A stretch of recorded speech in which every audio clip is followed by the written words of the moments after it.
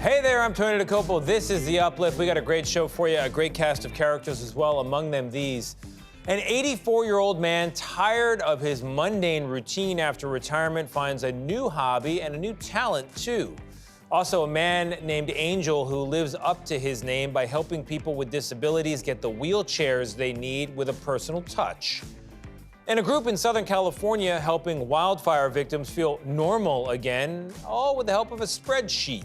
Also, a woman who bought records at Goodwill and found that some of them didn't have music, they had love notes. Curious about that. Plus, how a young boy stole the show after an orchestra performance and the single word that made such a big impact in his life. All of that and more heartwarming news. You know what you're watching, The Uplift.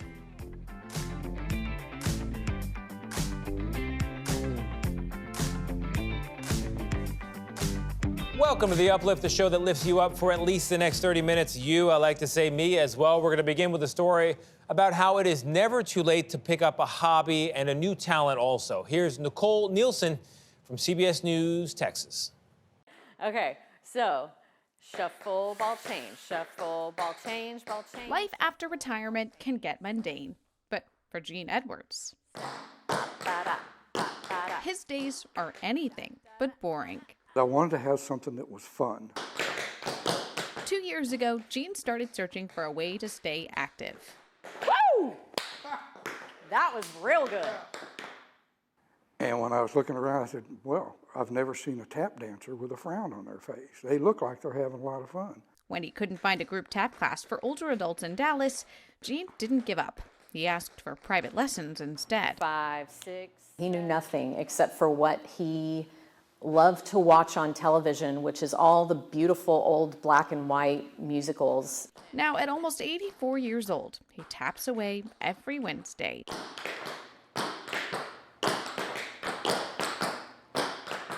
In a way, it's kind of like singing in the shower.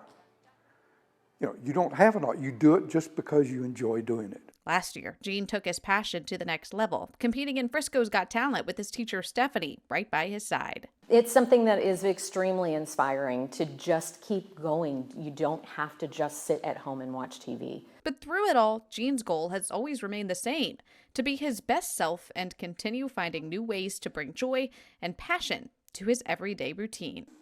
It gives me something to look forward to, which I think is important. It gives me a reason to get up in the morning. He believes it's never too late to try something new and help you feel more alive in 2025. In Frisco, Nicole Nielsen, CBS News, Texas. Food insecurity, as it's known, affects 18 million American households. Now, to prevent people who may not know where their next meal is going to come from, an Ohio man invites them to a library. Why a library? Jamie Wax explains. Do you remember the first time you ever walked into this library? Absolutely. When Brad Rubendale goes to the library. And then I would always go into the cafe because it was empty at the time. It isn't just for the books. He's mostly thinking about food. He's the former CEO of Same Cafe, which, thanks to Rubendale, serves up lunch in the library in downtown Toledo, Ohio. The connection to the people that are in need of our mission but would also love the mission, that I think libraries and Same Cafe just make a really good partnership. SAME is an acronym, so all may eat. Do you want a cookie? It's a participation restaurant. The chalkboard in front spells it out. You can get food in exchange for a half an hour of volunteering. You can use money, whatever you can afford. Or you can swap fresh produce for a meal. Here in Toledo, it's about a third of people that volunteer their time in exchange for the meal, and 2/3 will give some kind of monetary donation, and then a few will hand us produce for it. We build relationships with the local farms and gardens to get the bulk of our produce. It's a place where anyone can eat. Pretty good. And everyone gets treated as an equal. Every type of person comes, families come, business folks come, folks needing resources or services come, so it really is a community hub. The first nonprofit Same Cafe was opened in 2007 in Denver. It was the brainchild of Libby and Brad Berkey, wanting to provide a healthy, fresh meal to anyone who wanted or needed it. Their model has inspired others, like rock star John Bon Jovi's Soul Kitchen. But Brad Rubendale wanted to expand into spaces where the people who needed the cafe the most can often be found. Libraries are one of the last vestiges of any place that's truly public space. No one can be kicked out of a library for being poor. For Rubendale, it's a full circle moment. I got involved when I was homeless myself. Yes, Rubendale was once homeless. He had been forced out of his job as a pastor. I had lost access to food. I went to the same cafe in Denver. And when he came out as gay, he says he lost his friends, his support, everything. I was in 13 years of conversion therapy, trying to change my sexual orientation. And so I reached a point where I was ready to kill myself, and decided instead I'd rather be gay and out and lost everything. Living out of his car, Rubendale says he experienced his worst fears. Same Cafe became a lifeline. I would put on my fancy clothes and I'd go into Same Cafe and say things like, "I've heard about your mission," and then I'd quietly put $1 in because I didn't want to have to tell my trauma to be able to get access to the resource. This place is about healthy food, about atmosphere, but it's also about dignity. Yeah, I think everyone that runs a nonprofit should have been in need of that service. We don't want to have someone greeting you at the door saying, "Tell me about your story, do you deserve this?" That's why the food at Same Cafe isn't a handout. The price is some kind of participation. It's all part of helping patrons maintain that dignity. I think Same Cafe is one of those beautiful places where people can find help for themselves. I don't believe in helping people. The only way that people get help is when they help themselves. Coming up, take a look at these images. A carpenter's workshop, a kitchen, a music store, all of them in the same place. Where do all of these things coexist? You're going to find out. Also, a man named Angel who lives up to the name Angel, how his life's work has helped countless people with disabilities.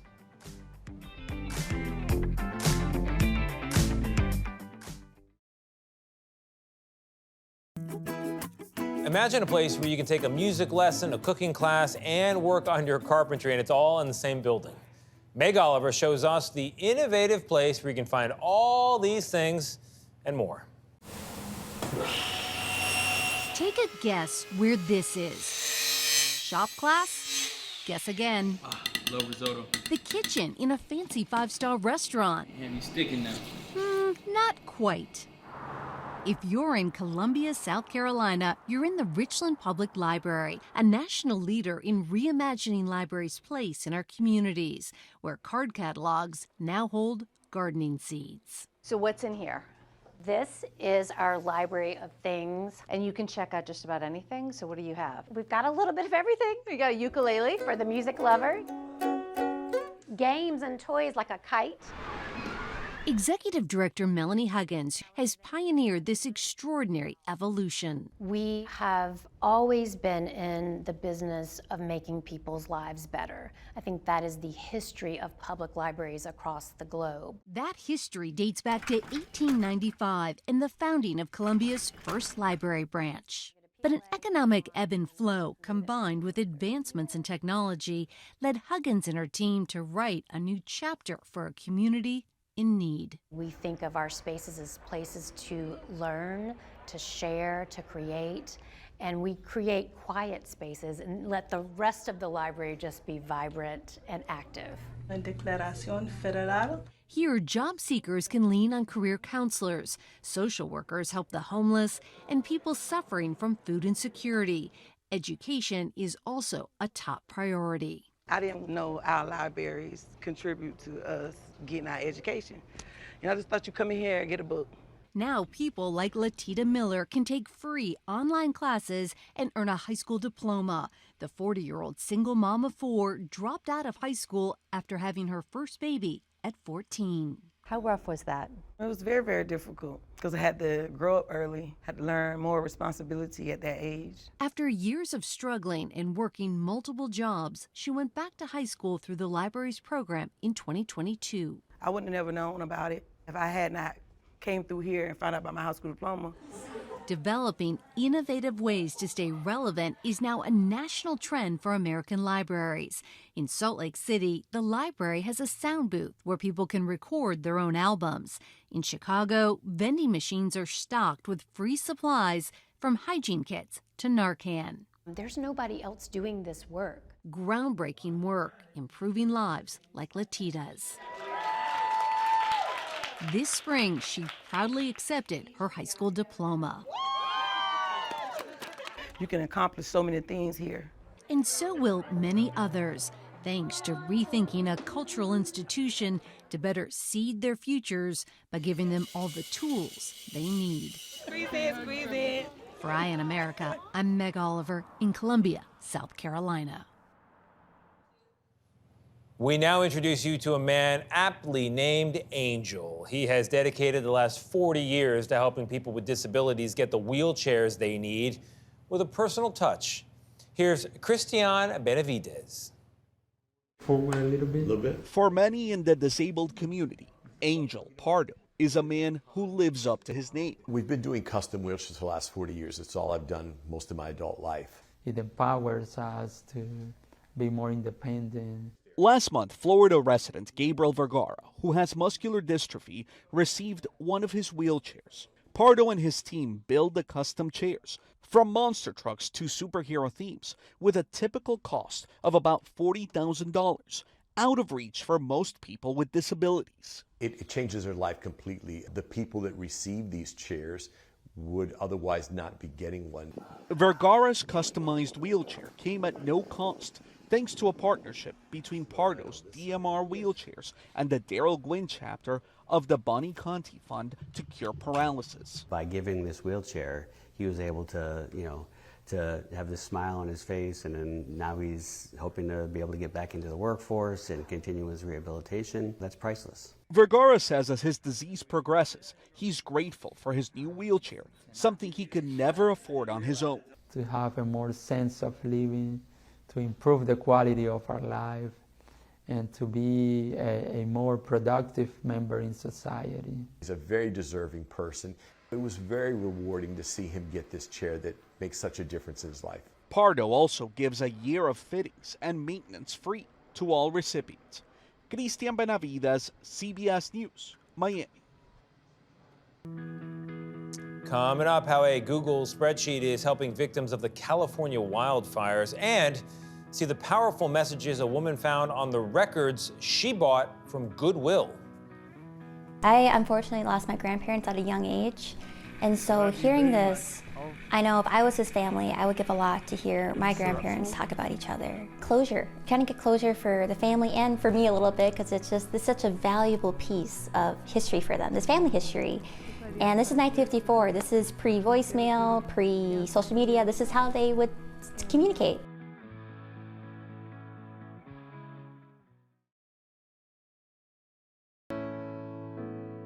The wildfires around Los Angeles have displaced thousands of people, and many others are coming up with ways to help those who have lost everything. One group uses a very simple tool, a spreadsheet.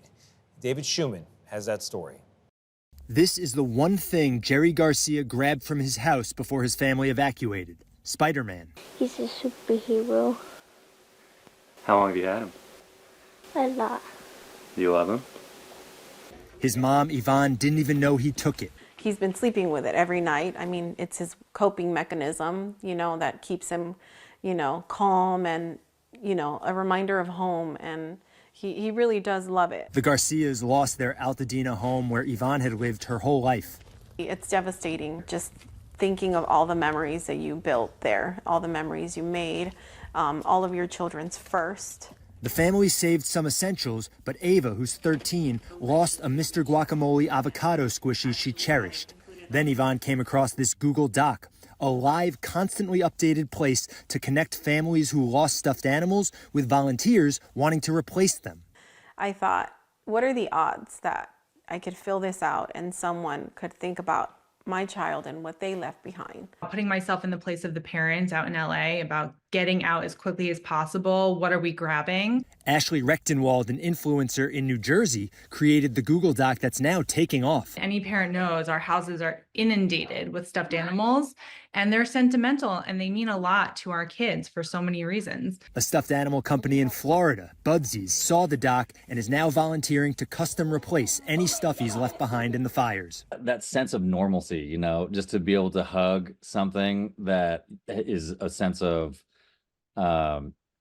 that you've had forever. Google Docs have become a powerful tool in the aftermath of the wildfires, connecting people for all kinds of support, fundraisers, pet recovery, even price gouging warnings. As families get to hear about this spreadsheet, they're entering live time too, and it's amazing the power of community. That power resulted in good news for the Garcias. They're getting their avocado.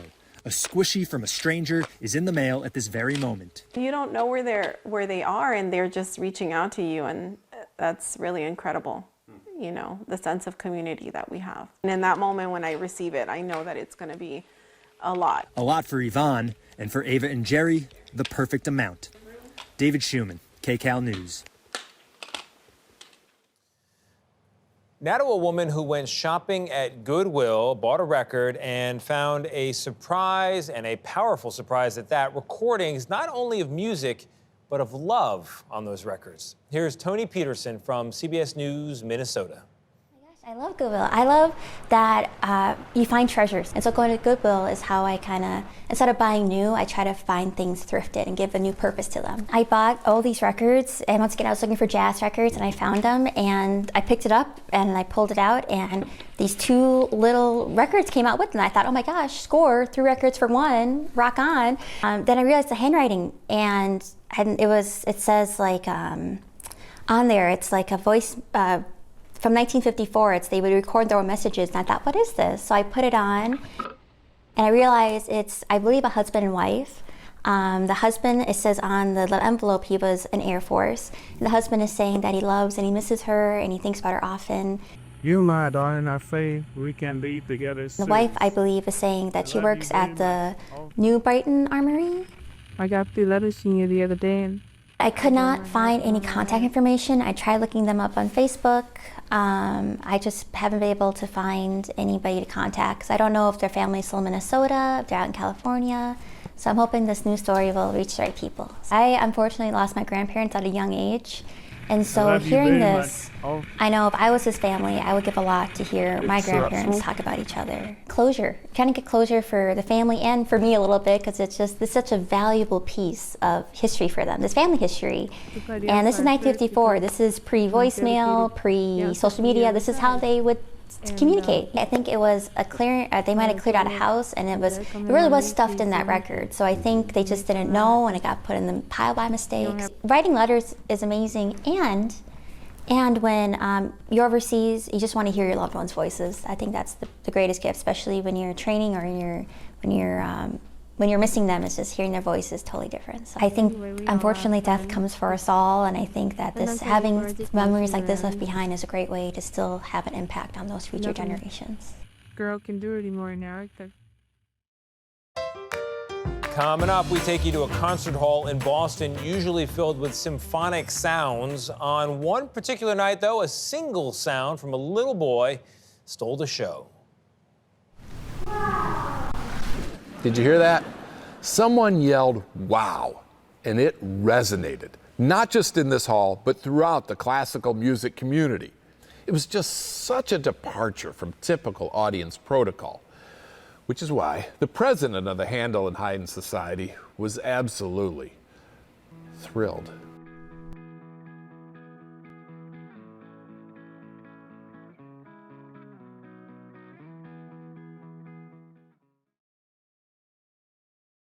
We end our show at a concert hall where the power of music made a big impact on a little boy in the audience.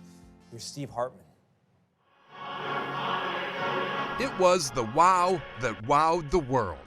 As we first reported in 2019, the Handel and Haydn Society was performing at Boston Symphony Hall, when, at the end of this one particularly beautiful piece, someone in the audience did something very unusual.